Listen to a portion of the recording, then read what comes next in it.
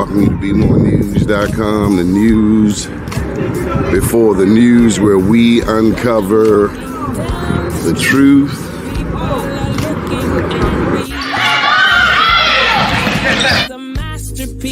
An accent. We need God. Because only God can bring us out of this mess.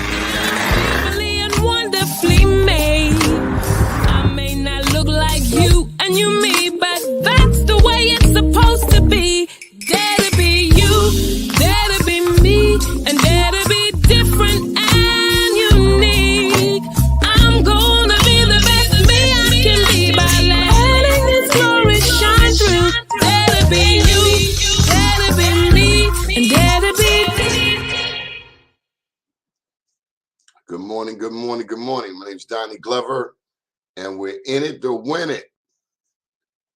June 20th. Lord knows where has this year gone. Well, I want to let you know in another 7 days. Is it the 7th? I have a birthday in a week.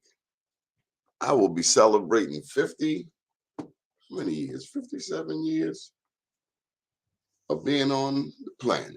57 times around the sun. How y'all doing out there? Hopefully you celebrated Father's Day yesterday. Big ups to all the daddies. You get to sleep in the day. We got to go into a little history. And a lot of people don't know what today is and all of the particulars. First, let's say good morning. Who is that up in the studio? Well, that's Rico. We know Brother Rico. Hey, Brother Rico.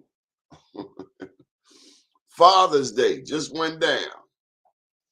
The good word says, honor thy father and thy mother, that thy days may be long upon the land which the Lord thy God giveth thee. So, big ups to all the daddies. I don't know who is this in the studio. Okie dokie. All right, so I wanted to share some information with you. Today is the national holiday. A lot of us don't even know what the hell we're celebrating. We're just glad to have a federal holiday. The Juneteenth, celebrate freedom. It's a lot of confusion out here. What is Juneteenth? Juneteenth is a federal holiday in the United States commemorating the emancipation of African Americans. But see, that's what they give you that on the surface.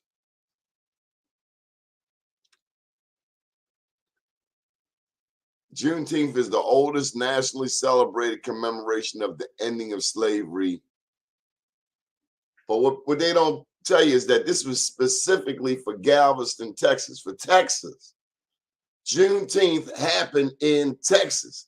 It's now a national holiday, but Juneteenth happened for Texas.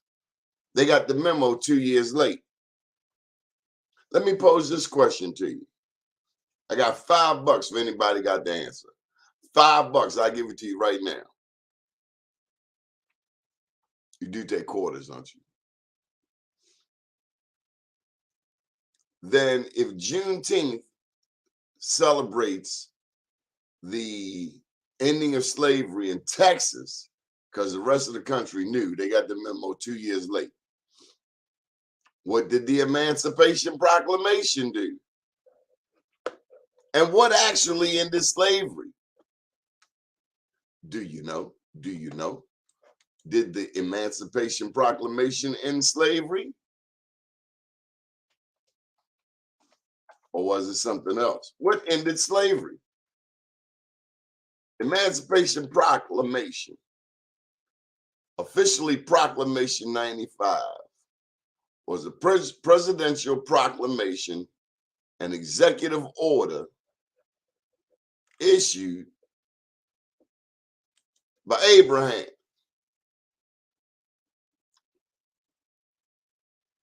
President Abe Lincoln issued the proclamation on January 1st, 1863. But it did not end slavery. It gave a date, or it gave a starting point of this process. January 1st, 1863. That's when the Emancipation Proclamation was going on. But remember, the Civil War was, what, 2 years later? As the nation approached its third year of the bloody Civil War. The proclamation declared that all persons held as slaves within the rebellious states are henceforward shall be free. So here in Maryland, the Emancipation Proclamation did not free slaves, because it says as the nation approached, that the proclamation declared that all persons held as slaves within the rebellious states. Maryland was not a rebellious state. So the answer to the question is, what really ended the emancipation? Right. Michael Haney gets it. What really ended it was the 13th Amendment. Hey, Mike, you'll make me read all this stuff. It would be much easier if you just came in the studio. Oh, it's me. Okay. All right. Juneteenth is a hoax. There goes Michael Haney. So when the 25th was this United States Cavalry arrived in Texas, mounted on horses and in uniform with rifles, they were ordered by General Granger. He was a general at 43, not to tell the shocked Texas slaves that they are now free. Disobeying General Granger's order not to tell the enslaved blacks that they were free, the black troops of the 25th, in an act of disobedience, informed the Texas in an act of disobedience. Hey, mama, you free? That's disobedience. Hey, daddy, you free? Hey, Uncle Lou, you're free. An act of disobedience. Do you understand the language? And but more than that, can you wrap your brain around the type of brain that actually thinks somebody else deserves to be in chains? Karma is real. Let me tell you, as you try to carry poison to your enemy, you are bound to spill it on you. The best thing America can do is to be very, very kind to black people. I think that is the most intelligent thing that the rest of America can do, is be kind to black America. It only makes sense to me, because everything that has been done to us,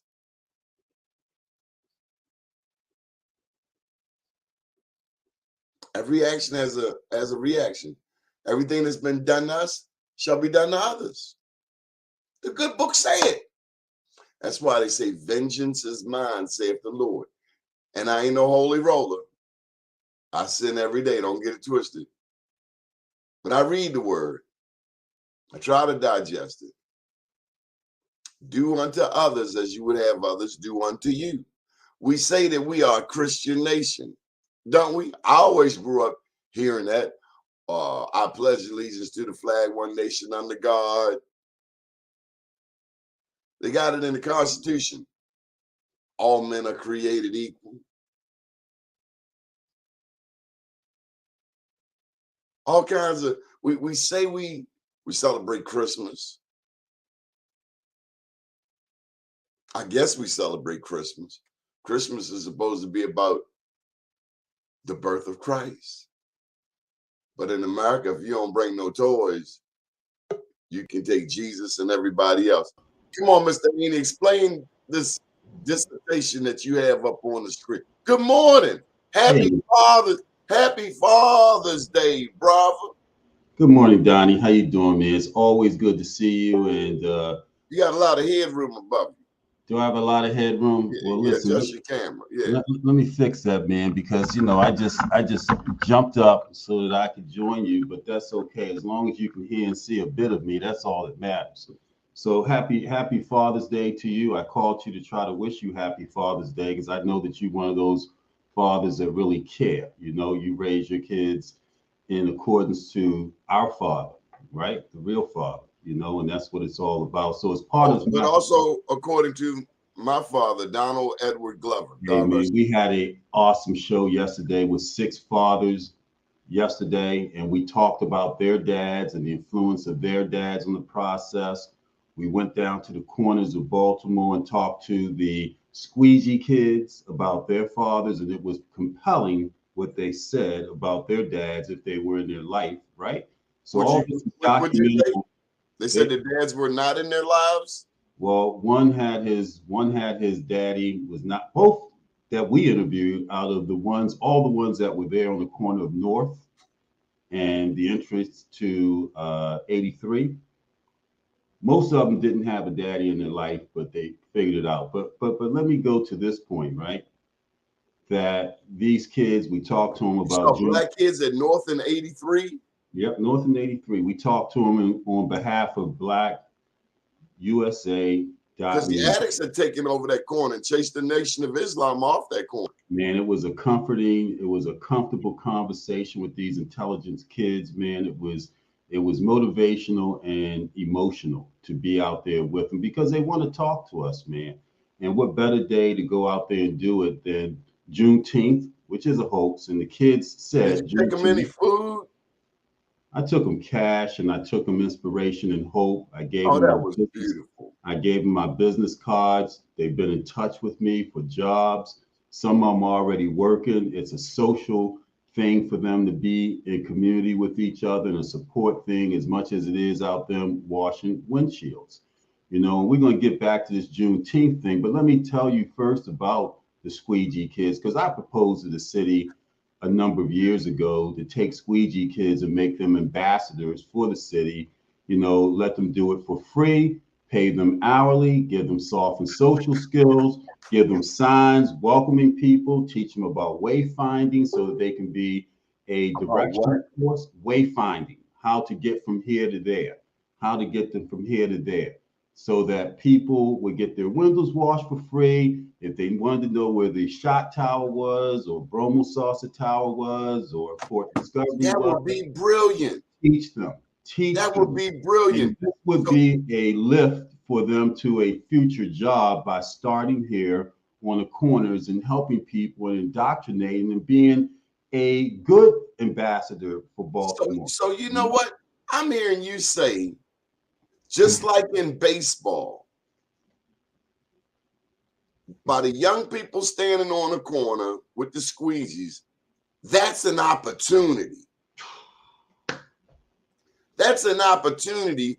These are people saying, hey, I want to work.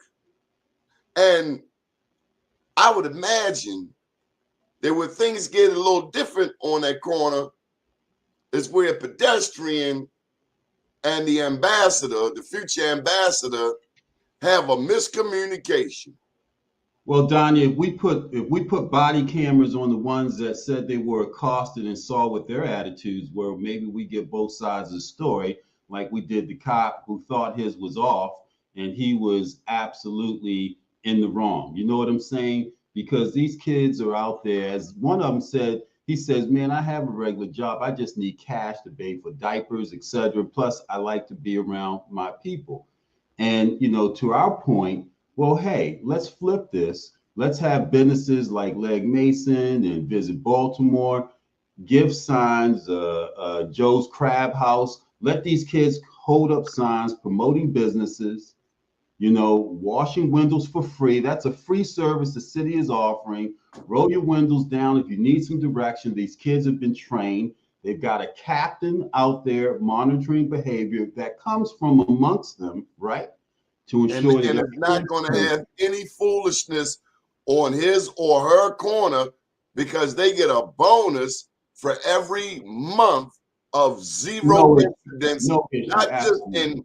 on their corner, but say a 2 square block Yeah, radius. you set up like a corporation, like a visitor center, You put these kids in nice uniforms, right? And then you have them as representative of the city. So how does that flip a script? All of a sudden, you're coming into town and kids are out washing your windows for free, and you're able to give you direction and tell you where to go. They're Okay, but advertising business. I can hear Jim Shea jumping in. But what about the legality of this, Mike? Is But this what about the legal? legality? They're concerned about of what now? What happens is that the economic justice system of attorneys, bail bondsmen, paid for prison, Well, they pipeline got rid of the bail becomes bondsman. disrupted. They got rid of the bail bondsman. To your Ain't no knowledge. bail. Yeah. Well, they still paying cash somewhere. You know what I'm saying? To attorneys. So all of a sudden it disrupts the system to what the system is paying from a negative perspective now. Because if they want to do something to make these kids, and this would just be a lift to where we want to take them ultimately, which is to a job that gives them a future. It teaches them soft and social skills. It teaches them interacting with people. It teaches them how to be calm in a situation that, it could do a multitude of things, but we could Mike, flip this real quick. Mike, last night I got a phone call. A friend of mine, they were telling me their story. I was telling them about the new demographic of addicts in our majority African American community. There's a new addict in the community. They walk in the streets all hours of the night. And this person I was talking to said that, isn't it funny how the last shall be first and the first shall be last? There was a time, Mike, if you were downtown and you went to cross a downtown street and there was a driver, a Caucasian driver, and they saw you walking near their car, they would lock their car doors. So this African American was telling me how now, when they're driving down North Avenue, and this new demographic of addict comes towards their car, they lock their car doors. Black people locking their car doors from the white addicts.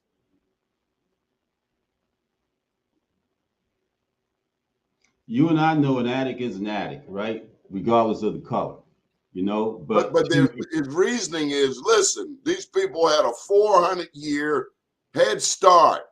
And now these people, many of whom are related to Donald Trump and that whole J6 mindset, now those addicts that were kicked out of the white community are now down here on Pennsylvania Avenue sleeping in alleys. So, Donnie, my perspective is that it's intentional and it's part of the track to gentrification. So that is the first wave across the bow, is a sentiment to those communities, right?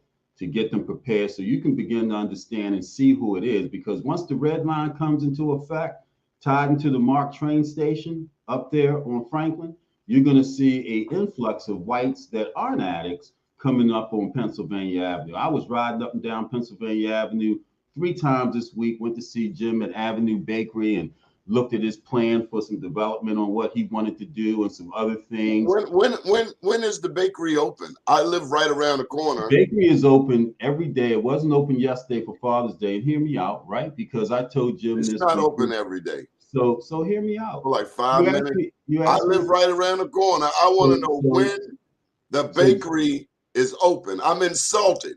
I'm no longer going to accept this. Well, I live in this community, and I ain't never seen that damn bakery open. Maybe one time. When are they open? I got sweet potato pies and I ain't got time to be going around there and they close. Hey, when the hell are they open? 9 to 5?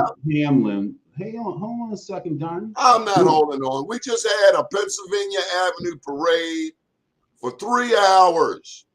We didn't Okay. see any of these people. Okay. So I So think yeah, Jim don't bring Henry, that name over here. We're not having it. but you rather This is take you rather Freedom take Day. you rather take white addicts and give them 15 minutes of conversation versus somebody that may not be doing it quite well yet, to your point, but is Some are down there. police.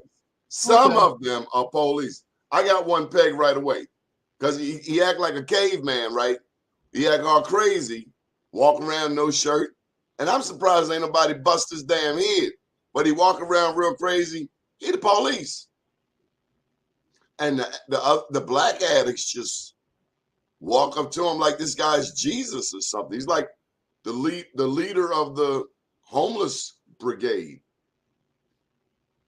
Yeah, I was up on Pennsylvania Avenue. Matter of fact, I was right around the corner from your offices at my And you good didn't friend bring the coffee. and my good friend Willie, because I didn't know I was going up there. And you see a changing shift. If you look at it, particularly from the outside in, because I get up there a couple times a week, you're up there every day. You're starting to see some things happening that let you know inside the next 10 years, we're going to see some gentrification efforts. But back to these Yeah, squeaky I kids. see white addicts touting again. White Yeah. addicts saying, blues out, coke, dope, and rock, coke, Yeah. dope, and rock. Yeah, I hear you. And as soon as the red line is in construction, their parents are gonna buy your damn house. But it's all good. So let's get My back house to is paid for. well, they're gonna buy it. I said they're gonna buy it. They may offer you $500,000 for it and then tell you to go out to Randallstown and they'll be good because I'm they not get their selling this own house. transportation. This house Okay? is That's what we legacy. all say. That's what we all say. This That's house how is they do. legacy, okay? And then they'll put it at a price, just like they did around Hopkins. They'll put it at a price where we can't come back into the community because that's how they redline us is with the price of housing. They'll buy Donnie out, who bought his house for $30,000 or a dollar sale. They'll buy for $300,000, and they'll make the medium income around there. So if the housing market is about $500,000 with those big, fine 3-decker houses in Sandtown and Harlem Park and I ain't selling my damn house. I don't need your money. yeah. Everybody has their price, including you.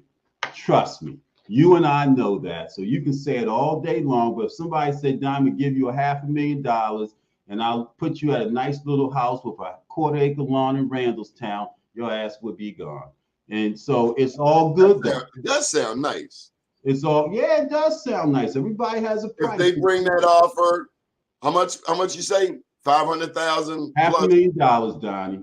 And the thing of it is, your house may only be worth $250 at the time, but they know it does two things. It gets you out, and it allows them to put it at a price where they know who's going to be their neighbors and around them. That's how gentrification works. And the first thing they do is send their dope addict sons and daughters, not in their neighborhoods to buy, in the suburbs where they are now. They say, go buy your dope down the street from Donnie. Don't stay in here. That's what I'm trying to tell you, Mike. That's stinking thinking. If you think I think it's strategic. I think it's smart. Because look who's upset. Mike, there's something you're overlooking. What am I overlooking? It's a spiritual law. What spiritual law? What spirit have to do with this? There's no. It's all spirit, baby. Check this out. You ever notice the tornadoes that go from Africa to the Western Hemisphere? There is a group of Black people who would suggest that those tornadoes, those hurricanes that come off the coast of Africa are no more than the ancestral spirits coming straight for the Midwest. Or you ever look at those fires out in California? Just on fire, burning up whole communities. There are those who would suggest that those ancestors who had to jump ship crossing the Atlantic, that's a whirling of the spirit. But I tell you, Mike, when you carry poison to someone, you're bound to spill it on yourself. And that's why it's good to forgive and to rid yourself of hate, because but you see, do you hate those dope things in your alley? Do you hate those dope things in your alley? There's one point that you're not connecting with. Okay. Sure, people are coming to buy. People want to buy. They got the money, they buy. But is that really working? Let me get to my point. Black people have a lot of sex and make a lot of babies. That's why they put all the abortions clinics in the black community. You know where they don't put abortion clinics? In the white community.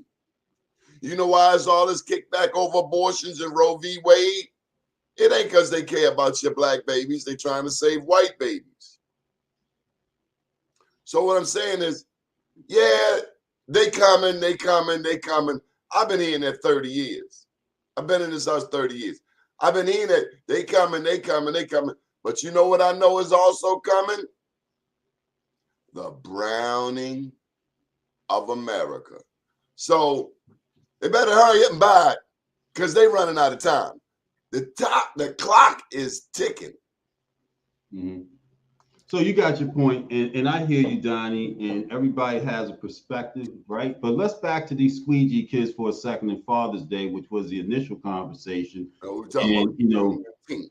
Yeah, but we talked about Juneteenth and Black history with these kids, man, and they said that, slavery still exists. This is what two of the kids said, and that interview is available on blackusa.news on the 60 Minutes in Black USA show from yesterday, where you can hear these kids, these squeegee kids, talk about Juneteenth, Father's Day, Black History Month, and from their perspective, what it is. And generally what they're saying is that we're bamboozled and that slavery still exists. And we know that it does because the 13th Amendment talks about that the only way that slavery can be enacted in this country is for crimes atrocious to a point where you can have imprisonment or slavery. So what do we have with 50%? It's Donald Trump. No, it was well before Donald Trump. Donnie. No, we know from a slave perspective with prisons, 50% of the prisons in this country are occupied by people of color or black people, and a 12% populated country of black people. 50% of the prisons are filled with black people because that's a form of enslavement. With the jobs for 2 cents an hour, that they charge with the cost of prisons for a person a year of $50,000, and then they privatized it, a form of enslavement. And this is what these young people see. And this is why they think when you talk about Juneteenth Day, they're like, hey, man, what's up? Let's see what Chap said. What did Chap say? Man, y'all be putting these long explanations up here. And you know what? He's right, because that's why General Granger did not want to tell. He wanted to wait until the crop season was over before he told. Tell him pick his own damn crops. He wanted them to finish picking the cotton. He wanted them to finish picking the cotton and the crops before they were told this slavery. Pick your own damn cotton, lazy self. Well, Donnie, that's not a reality, And so, to your point earlier, Donnie, about I told you, well, go round, come round. The same thing that you do to people will come back around. Let me tell you a story. I know this famous drug dealer when I was a kid. This drug dealer was glorified. Big time drug dealer. Got one son strung out, one son dead. All because of drugs. When you go carrying poison, you may not see it. That's why grandma said by and by. You'll understand it by and by. When you go around doing cruddy stuff to people, it's bound to come back around to you. I don't care who you are. No one is immune. God is not a respecter of persons. Whoever you are, what goes comes. Show me somebody who can avoid karma. Show me one. So I see Chap's comment regarding there's some toxic. Except that guy from the 800 club, 700 club. Because that Pat Robertson, karma be missing him. Yeah. And then they get up there and pray for people. After they done said every racist doctrine, they're going to bring Jesus into it. 700 club. Pat, what's his name? Pat Robertson and his son. Yeah, his son runs it now. In the name of Jesus, it's all When I hear commercialized, that dude all start to about pray, it's money. like, oh my God. It's all about money, Donnie. We know it. It's just their form of commercialization, and it's okay You that they do can't that. pimp God, brother. Yeah, you can if you want to. That's what they do. That's what they choose to do. It's okay, Donnie. Go round, come round. I'd rather talk about, although I know it's your show, I'd rather talk about in our community What you say versus again? Pat He said, Robertson. I know it's your shit. It's your show, man. Right now, for now, it's your show because people really want to hear me Ladies and and you gentlemen, talk. that's a dry threat. Is that what that is? I don't think so. So Chat made a comment about some toxic guys on that corner. There's some toxic guys down at the Leg Mason building, and there's some real toxic people at City Hall. So I know that toxic people are wherever.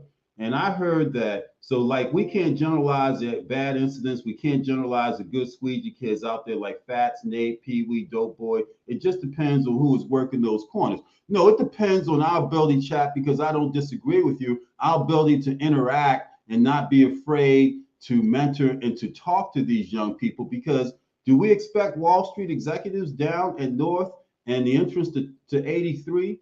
Do we expect If they squeegee? start sniffing Do we cocaine, they're expect gonna be there, not the squeegee? capacity that they thought. You Do know, we let me tell you, expect a squeegee mentality at the Leg Mason building? let me tell you something. When I see these white addicts in my community, There you go. I know that some of them come from some good jobs. There you At go. first, when they first start coming around, clean as a whip, real There you clean, go. real clean. After one weekend in Sandtown, But for real, Donnie, I don't give a then damn they go about off the and get white treatment, addicts. then I they come don't back. care about the white addicts in your backyard, man, because that's I where they do. belong. I That's do. where they belong. Then move or I move care them about out. And so my point was earlier, Donnie, because it's not that you're wrong, and I'm just being facetious in saying that. I said that there is a bigger coming than those white addicts in your alley. We just have to understand the order of process. And we have to look 15, 20 years down the road. You said you've been there 30 years. They've been saying they're coming, they're coming. But one thing that has been sure, you go down to Macedonia, you go down to Lafayette Square, St. James, the black peoples have left. There's one thing about it that they have left, right? Including the preachers, who were once the cornerstone of communities. They have abandoned and they're coming from outside in trying to preach and give the word of the Lord. And that isn't what works. And that's what's missing when we deal with our kids. So talking about Father's Day, See, Juneteenth. that's what you get them preachers who are into that material thing. I was listening Well, to they're no one different than story of Pat a preacher. Roberts. Let You me let me talked finish. about Pat This Roberts. one story of a preacher that moved to Baltimore, and he quickly realized the competition, the competitive nature of the pastors. He figured he'd be having uh, enlightening conversations with other pastors, but come to find out that the pastors fight more amongst each other like It's a business. like community organizations. It's a business. Everybody's fighting for the same pot of money. It's a And then business. COVID showed you who your preachers really are, if your preacher really care about the community, because it's so much easier to do stuff online. So then you're doing everything online, and then the question becomes, do we need this church building? So Donnie, Pat Robertson, there's no difference between Pat Robertson and Creflo Dollar, and I don't want to name any preachers here in town when it comes to commercializing and monetizing the God. You know what Jamal I'm saying? Bryant. Hey, listen, I'm not kicking out any names. You can do that all day long. We have some people that think Oh, that, they talked about him. They talked about that church. well, Then he got out of town because he went to Georgia for a bigger church, I think, right? so Christianity to some people is It's pimping. bamboozling. And then he got up in that Christianity is pulpit and he bamboozling. said, this is what I'll never forget Jamal said. These hoes ain't loyal. Wow. And so when you go to He said that Juneteenth in Day, the pulpit. when you go to Same man Juneteenth that built Day, the Freddie Gray Center on Utah Street. You know, Freddie Gray was Pennsylvania Avenue, actually. yeah, I know exactly what you're saying. When you go to Juneteenth Day and the commercialization and the bamboozlement of how they all of a sudden, so what if before Biden signed last year, Juneteenth Day as a federal holiday, what did they think of us then? Were we still slaves up until last year? And all of a sudden it's federal and it's I've commercialized? never been a slave. My ancestors weren't. They might have been enslaved, but I best believe if my ancestors were anything like me, Well, they were first looking, define, for the first slavery, Donnie. opportunity, Define slavery because you are a slave looking for too. the first opportunity to cut the jugular. That's the left side of the neck. I ain't your slave. Donnie, they cut what's I in ain't your between your slave. ears, man. You I ain't may your not slave, be buddy. in chains and I'm a shackles. child of the Most High. Well, Donnie, you know, sometimes we gotta check And out the our first thinking. chance I get,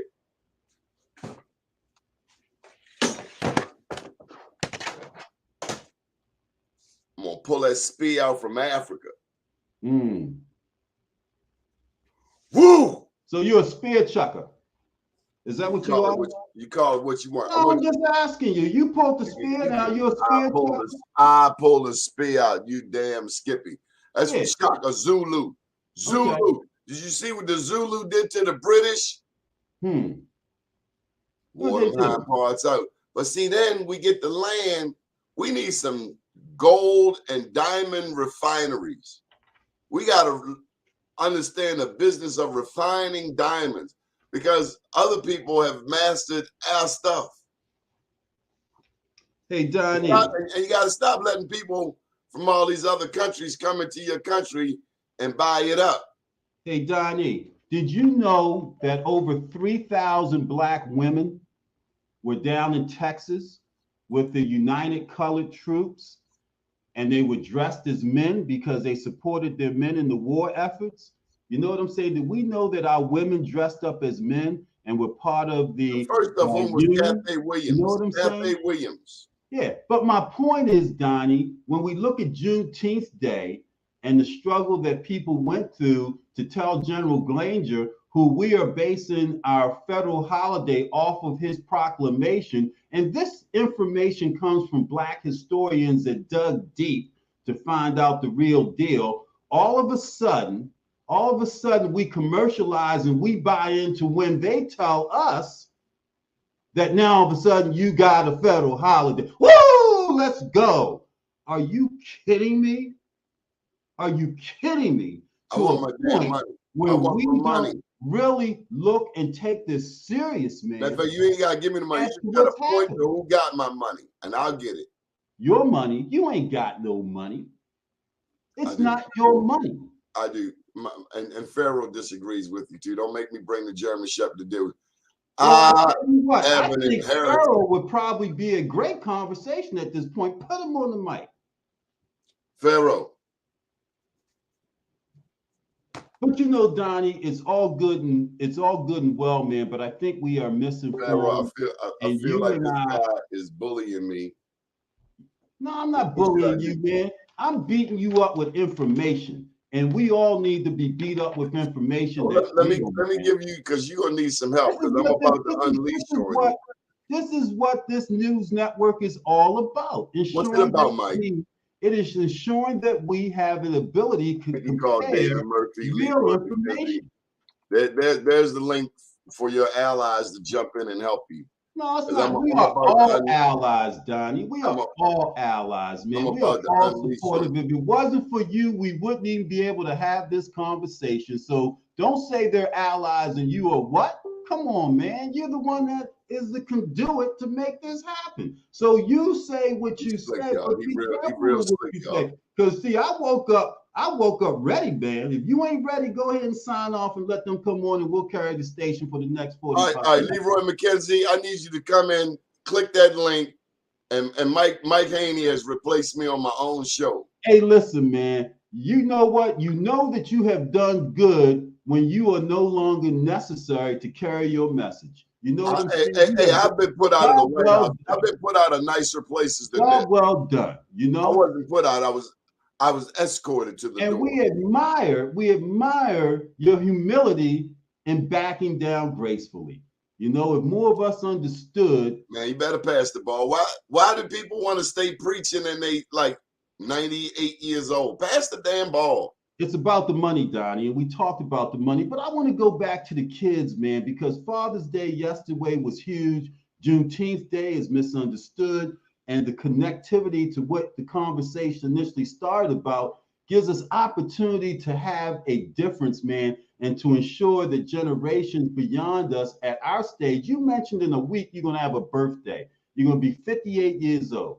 You know, what is your legacy to a point where it influences others in your community the way that you want it to, man?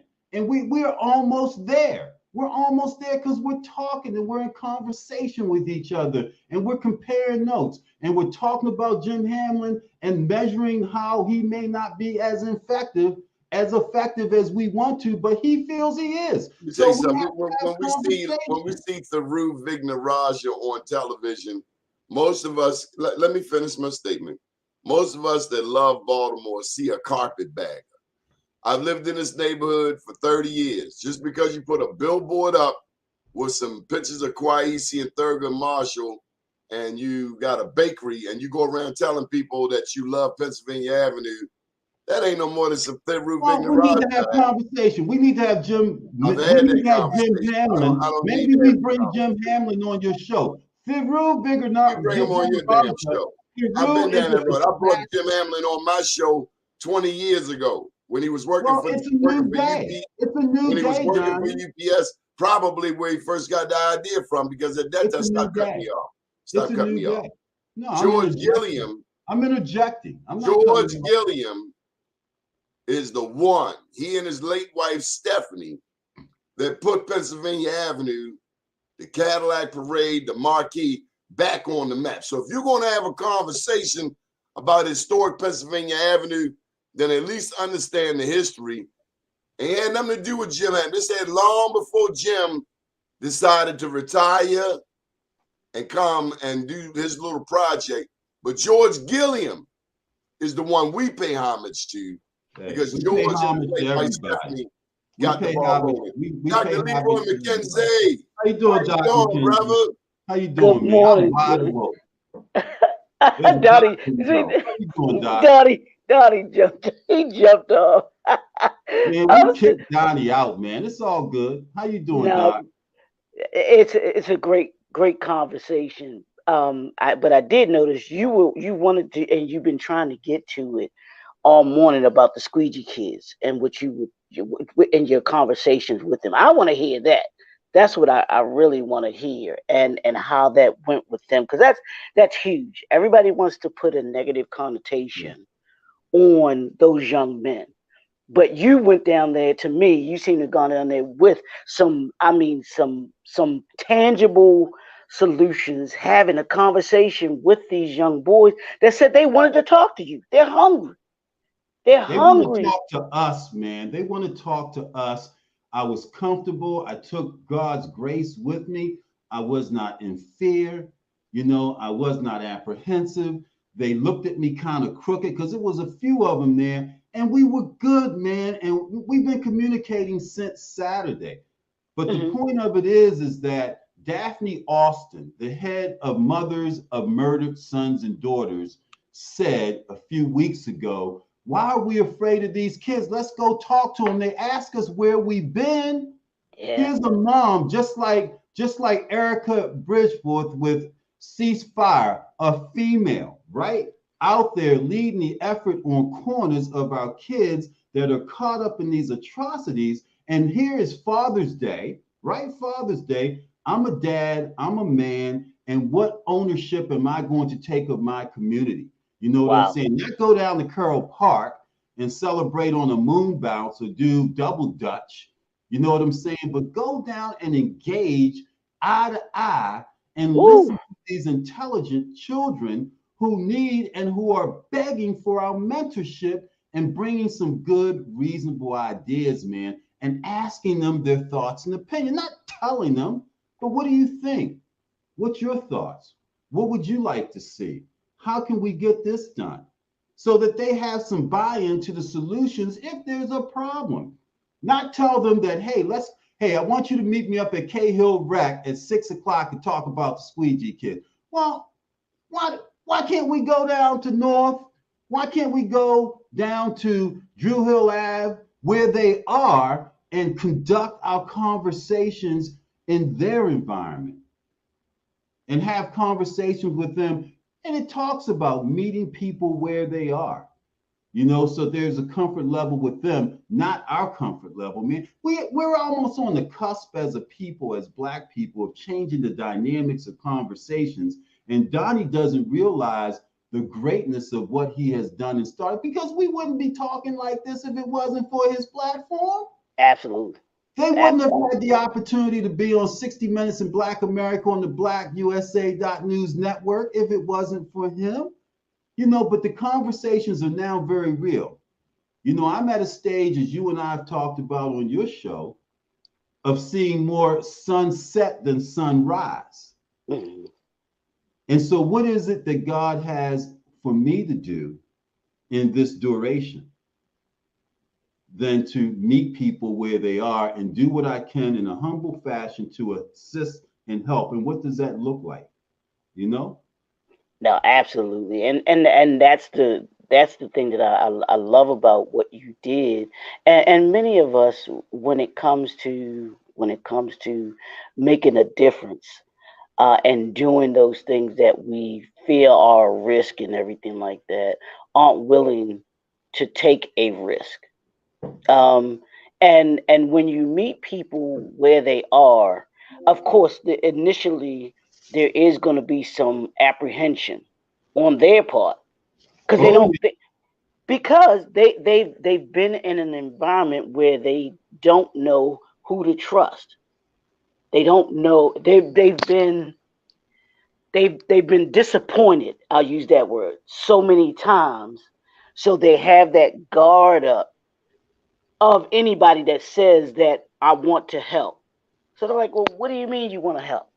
I mean, it's just like in the movie Anton Fisher, when he was looking to get the help and he finally lets his guard down, and then Denzel, the psychiatrist, basically puts him up, and he's like, okay, you've had your 3 sessions, move on. I can move on. He's like, but what am I supposed to do? What am I supposed to do now that I've let you in, and you aren't doing anything else to help me? So I know that those young boys, and there's, of course, there's, like you were saying, there's corruption everywhere. You can find toxic people everywhere. You can find toxic people in your own family. So it don't matter. Toxic is gonna be toxic. and That's just you're what. right. Doc, you're absolutely right. And so my question to them wasn't about where I could help. It was about what did they think, because until we have conversation, I don't Right. know what help looks like for them. And they may Correct. not know what help looks like to them, unless we talk and dialogue and hear what it is they want. Like he wants to be a culinary student. He has a Wow. job. He uses that cash from the squeegee kids to buy cash, diapers, etc., until he gets a check, because what he's Wow. making ain't enough. You know what I'm saying? But he Yeah. wants a job working in a good restaurant, making good benefits as a cook. Trayvon wants to own land. He wants to own land. He wants to buy land. He doesn't really want to work for anyone. But the point of it is that they're allowed to dream. They're allowed to dream. Absolutely. And until I heard that, how was I to know, other than in the backdrop of City Hall and the police department? If you go down on President Street, you have a multitude of these kids in the backdrop of the police department. How that is the most profound scene. In the backdrop of our police department, these kids are going unchecked and unchartered in their life, and we talk about them on the nightly news with the police every night. Now, how can we not figure it out? And where's the dialogue between the police and them to a point, if that's an issue, where we can get to some resolution? It's going to take people like you, me, Chat, David Murphy, Donnie, to carry the Yeah. message for them, man. We have to be their spokespeople, man, for what right looks like and what help looks like after that dialogue, man. Yeah. And my thing is always, what they have a problem, and we're trying to assist them to be able to solve it. And you can't solve a problem if you don't know it exists. The only person that's been Wow. able to do that, the only person that's been able to do that is Steve Jobs. He gave us a problem that we didn't know existed. Wow. Wow. That's interesting. What you said is that they have a problem, and guess what? I'm gonna flip it. We have the problem. Mm. You know what I'm saying? We have the problem. They seem to be okay from their perspective, but we have a problem with them because But of they're not. they're not They're not okay. interacting. They're not okay. They are not okay. I didn't say that. I said that they feel they are. They know they're not. Okay? They know I that have they're evidence. Donnie, I don't disagree with you. What I'm saying is that until we have dialogue so that we can hear each other, right? That they do have an issue, we do have an issue. I'm glad and you said that. What's the resolution? Because we're in dialogue. Not Brandon Scott, not Michael Harrison, not Shalonda Stokes, Donnie, Chap, Dr. McKenzie, David Murphy. This is the realness of Father's Day. Fathers that understand Mm. sons and brothers that can look them in the eye and get to an honest emotional conversation. Because if there's no tears, there's no change. Wow. Wow. There's no change. There's no help Donnie. there. There's no help there. But you know, I hear Donnie, and I'm real with it. You know what I'm saying? I mean it. Because at some point we stand for something or we fall for anything. And right now we're falling for Juneteenth, and our Yeah. kids are out there dying. But we got a national holiday. I tell you something else we're falling for. We're falling for this notion that we don't need education. What is education? Well, Dr. McKenzie, you live in Baltimore County. Mhm. There was an all-important meeting last Tuesday I was there. out in Towson. What happened last Tuesday, Mike? So they had two closed door meetings before the public meeting that went until 11:30 at night, and I heard 5 people speak to Dr. Williams good. You know what I'm saying? And it's all the city council that's putting pressure on that school district, school board. County council. That's county council. It's that county council because, we only have one black, I think he's black, that is on that county council. Jones is black. He's a Dunbar Okay, poet. thanks for confirming that, because if you say so, I now believe it, right? And he did come out in defense of Dr. Williams, right? That are putting pressure on this gentleman. And, it's an atrocity, the racism that we continue to see. But I was at that school board meeting for 2 hours. Who else spoke up for Dr. Williams? You had the AFSCME, president for Baltimore County. That's the Association of Federal, State, and County Municipal. Exactly. It's the Glenn Middleton organization out there. You had the teachers union, the Black Teachers Union, that spoke up for him. You have the past president of the student union that spoke up for him, that came down from New Jersey to speak up for him. Who made the dramatic presentation? You talking about the black woman? Because I thought they all were dramatic. Come on, man. Her presentation was unlike any other. Yeah, I thought they all were dramatic, and it was good. It was almost emotional to see them speak up for her. You don't know her name. No, I don't. Dr. Cheryl Pasteur. Yes. Yeah, who is soon to be the delegate for the new district in Baltimore County. Absolutely. You're love absolutely Dr. right. Cheryl Pasteur. She should be in charge of the school board. She was on the county school board and left because she was sick and tired of being sick and tired. See, on the council, let me just add this other tidbit. This ruckus that was being caused against the county school superintendent, Dr. McKenzie, Dr. Darrell Williams, was orchestrated by lame duck members who are on their way out. So when this new governor comes in, my understanding is he gets to appoint 4 new county school board members. And also, it should be noted that while right now there's only one black on the county school board, it goes back to a point I was making earlier with Mike. There's the Browning of Baltimore County. Minorities make up 60% of Baltimore County. Donnie, is that a good statistic? You sure about that? Minorities, black, Latino, Asian, Indians. Okay. I'm sorry, of the students. Okay, right. Of the school district, not the county. Of the students. 60% of the students. And again, I told you who reproducing, and black and brown babies, they reproducing. Hey, Donnie, since I'm the oldest, I'm an old guy, old fart here. Can I get 1 minute to plug something that I think is crucial for us on Black USA News? Sure. So tomorrow, I have a special broadcast of 60 Minutes in Black America with a guy named Dan Cox.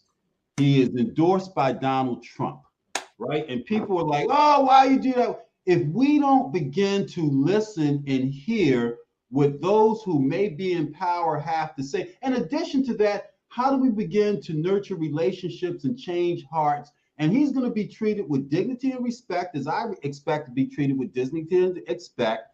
Elaborate on his platform, and he is a described QAnon's conspiracist, whatever. But we're bringing him on so we can have dialogue and we can talk about how he would govern a state as diverse as Maryland if he was elected. And he's coming up the polls hard because Trump has endorsed him. But it doesn't mean that we turn our backs and we not listen and have these conversations, Donnie. Who's he running against? He's running against Kelly Schultz. And what's the likelihood that he'll beat her? He is within 4 points now. He is within 4 points of her. It has tightened up considerably. She knows it and he knows it. Hey, look at the recent polls with Hogan being trounced by Donald Trump if he was to run for president in his own state of Maryland. Okay? His own state of Maryland, Governor Hogan, who has been the most popular governor in the history of the state, according to the polls, if Donald Trump was to run again and Hogan was to run for president, 70-28 is the percentages that Donald Trump would beat Hogan by. So you tell me this guy, Dan Cox, who's not a dummy. He's not a dummy. He has some interesting policies because I research heavily on everyone. He has a chance. Oh, yeah. What's interesting about his policies? In terms of what, first of all, he has 10 kids. He has 10 kids and he's not Catholic. You know what I'm saying? So he has this environmental agenda and he has this political agenda that is veiled. He's got 10 kids, but he sides with a guy that has no empathy for children. Well, you know what? Listen to 60 Minutes in Black America at 1 o'clock tomorrow and you'll hear what it is that he has to say. That's all I can tell you. Dr. McKenzie, it's always a pleasure seeing you, brother. I have so much. She's gonna kick his hind parts. She's gonna kick him up and down Liberty Road. Brother Mike, I wanna connect with you this week too, because I got some things I want to talk to you about too. So, but this has been a great conversation, Donnie. Donnie, this is what I love about you and what you do. You bring conversations and you bring topics and those things that people aren't going to readily hear about. You really inform us on what's really going on. And I like I love your moniker, the news before the news. This is the news before the news.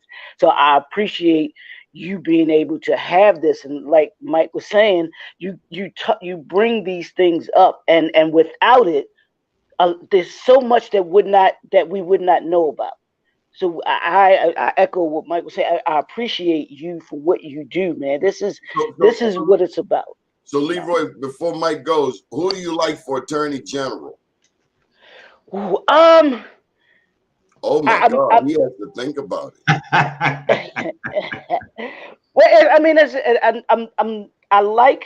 See, by the time I'll be honest with you, Anthony Brown has already become Attorney General. Don't tell me that. O'Malley's getting smashed. They say the O'Malley name is Mud from. Yeah, well, we know that. I like Tim. I like Tim Adams. Comptroller race. Oh, I'm sorry. I'm sorry. Yeah, it sure was. I'm sorry. I'm sorry. Yeah, because I did see. I I had to laugh when I saw that Anthony Brown was running He for he bought an safety ad pit. on Be More News. Hey, Donnie, you got to get Tim Adams back in here. We got to hold him hostage, man. We need a forum with Tim Adams. We got to give him, we got to lay hands on him, man, because he Yeah, has an opportunity, because he has the ability from cash to really get things going. But he needs to Our lay people on are the hand. confused. A lot of us are buying the rhetoric from Brooke Learman, That's why I said, who came on this show early in the race, and yes. he had zero rap for black businesses. And now mm, everybody's saying, "Oh, we got to get Brooke on your show," and I'm like, "Well, No. when she was here the last time, she pretty much told me to go to hell." You well, tell Tim Adams, you need to bring Tim Adams on with a couple of us, and we need to lay some hands on him and enlighten him and wake this brother up yeah, because he's a good brother, okay? But he needs a boost, huge, in order to make up a little bit of a gap to make it a race. But To he's Brooke getting Learman's close. credit, Brooke Learman has scientifically tried to do the O'Malley on the black community, hoodwink us, what's the word? Convene our black elected officials like, come on, vote for me, guys, vote for me, That's guys. her I'll be daddy. good. That's her But powerful daddy. Her powerful yeah, daddy but she is pretty much behind told black doing this. business to go jack off. yeah, Pretty much because her daddy controls the slave mentality black guys who are going to ensure that they do I'm these sorry, rulings. did you just say Peter Franchot had slaves? What'd you say? I said her daddy. I did not say that. I would I never thought say I it heard him about say Peter. Peter Franchot had slaves down No, in Route 97. Peter's a good friend who I respect highly, man. Does Highly. he own slaves? Peter Francho? Yeah. No. Okay, I was just checking. No. Until someone proves me differently. You said No. Django what? That's my head of my president. That's my president in Nairobi, Africa, Paul Jingo Masai. Is that who you're talking about? You said Peter Franchot is the slave's messiah. No, I didn't say that, Donnie. We have a bad connection. You said you love O'Malley? What'd you say? We have a terrible connection here, but it's okay. It's okay. Let's just embrace Tim Adams. Let's embrace Tim Adams. We'll figure out the gubernatorial race because we have documentable tape holding people accountable for what they say that we can play 3 years from now. Tim Adams needs a laying on of hands of the black community, particularly in Baltimore. He's in Prince George's County, and I think we can help him, but he's got to be ready to listen. yeah. Bring him back. Brooke Learman has worked very hard to get that seat. Her daddy worked hard. Her daddy worked hard to get her that seat. Listen, man, we know how it works. We know how it works. But let me tell you something. As long as you are a child of God, you belong here as much as anybody else. Amen. I agree. Power to the people. Mike Haney, Dr. Leroy McKenzie. How can people get in touch with you, Dr. McKenzie? They can connect with me at http://link tree, and that's linktr.ee/JNF Enterprises. That'll give you a list of everything where you can go. So all social media links and YouTube and all of that good stuff.